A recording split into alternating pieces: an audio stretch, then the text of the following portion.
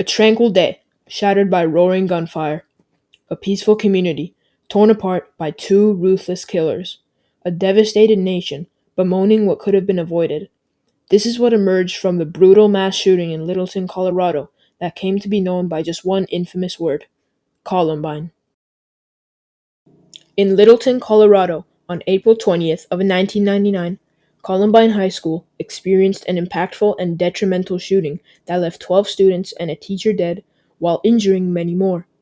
Despite displaying alarming psychopathic behaviors months before their assault, Eric Harris and Dylan Klebold, two troubled juveniles, were never given mental health support and no action was made to prevent the disaster.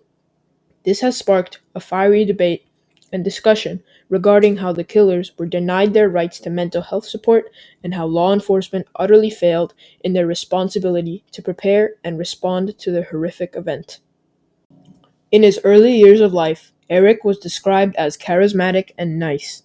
By his junior year in high school, however, Harris was known to be quick to anger and often made threats to others with bombing and shooting remarks. Harris also went online to express strong emotions, specifically against people who angered him or opposed him. On his private website, he wrote his personal opinions on things that he found annoying. In one of many statements, he wrote how he strongly hated groups of people standing in the middle of a hallway or walkway and just standing there, and he threatened to bring a sawed-off shotgun to their house and blow their snotty heads off. On the other hand, Dylan Klebold grew up as a shy boy and always became fidgety and anxious when he met new people. In the year up to the shooting, many of Klebold's peers noticed behavioral changes in him, similar to Harris, as Klebold became short-tempered and suicidal, writing concerning poems and threats in his personal journals.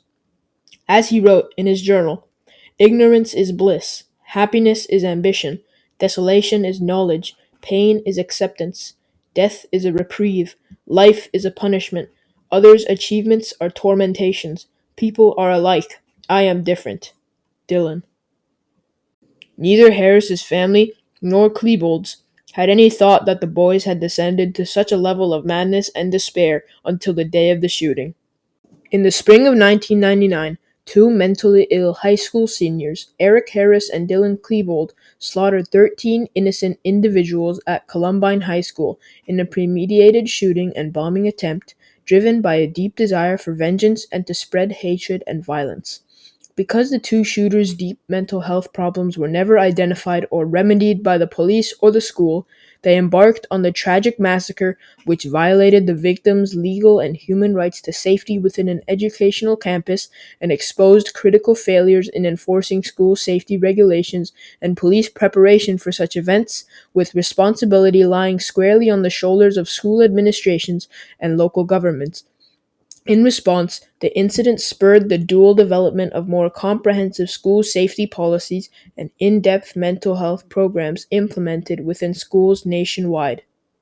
According to the Individuals with Disabilities Education Act, or IDEA, of 1975, all mentally challenged adolescents, including Harris and Klebold, had the right to and should have received mental support.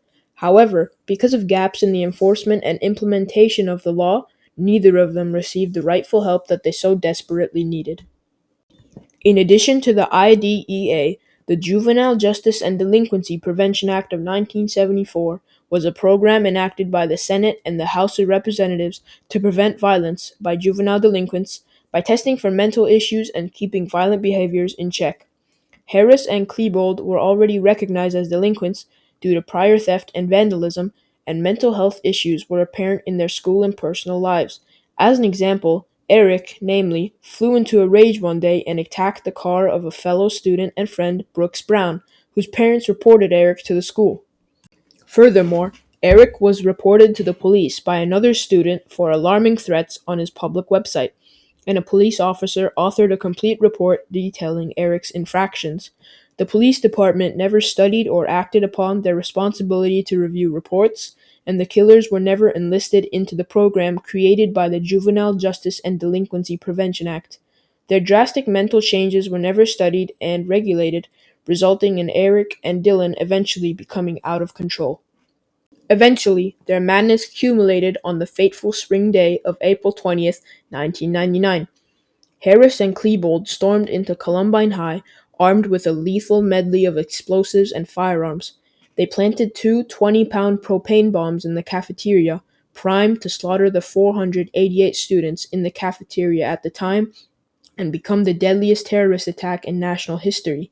After they failed to detonate the bombs, they transitioned to what Harris referred to as the fun part of their plan, an indiscriminate shooting rampage that reaped the lives of 12 innocent students and one teacher. Following multiple 911 calls, the police response was disorganized and marked by uncertainty and confusion. Due to prevailing protocols and unsureness regarding the nature of the event, initial police efforts focused on evacuating students and securing the perimeter, waiting for SWAT teams to arrive. Under the State and Local Responsibilities for Safety Measures, Colorado School Safety and Discipline Act of 1996, local forces should have been prepared for all situations, but this vulnerability was clearly exposed. Intervention was delayed for an hour, and even when these teams finally arrived, they slowly and cautiously searched the rooms of the school, which led to many injured victims succumbing to their wounds and losing their lives. Shortly after the shootings, law enforcement was sued by the families of the injured and the dead for inadvertently leading to the students' harm.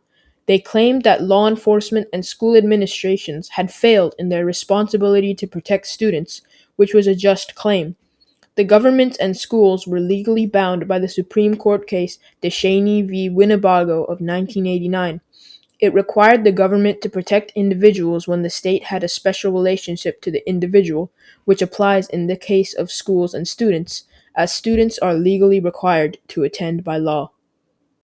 The two murderers left behind a traumatic yet impactful legacy, inspiring change in school safety, police tactics, and violence prevention measures. Following the Columbine shooting, schools started implementing enhanced security measures such as metal detectors and security guards. In states across the nation, a locked door policy began to grow more widespread, while all doors are locked during school hours and only one entrance, which is screened by a staff member, would allow entry to the school. Aggressors openly displaying their weapons would be barred from entry and unable to harm the students. To limit the ability of juveniles to initiate school shootings, schools ensured that no weapons, especially firearms, would be permitted on campuses, accepting zero tolerance policies towards violence and suspicious behavior. As an example, in Colorado, an anonymous reporting program known as Safe to Tell was established to identify troubling signals like those displayed by the two shooters. Moreover, mental health programs were enhanced to prevent depressed students from descending to the levels of madness seen in Harris and Klebold's cases. To prepare for further school shootings, police forces also began revamping their tactics when responding to active shooters. New training programs, such as the Advanced Law Enforcement Rapid Response Training (ALERT) and the Immediate Action Rapid Deployment Tactic (IARD), were implemented to practice quick deployment to encounter and alleviate situations as swiftly as possible. ALERT is designed to equip first responders with effective strategies to respond to active attack events. Training will equip school law enforcement with skills and knowledge to quickly respond to active shooting events in schools. These new protocols have efficiently prevented countless mass shootings in the years following Columbine, saving the lives of many would-be victims.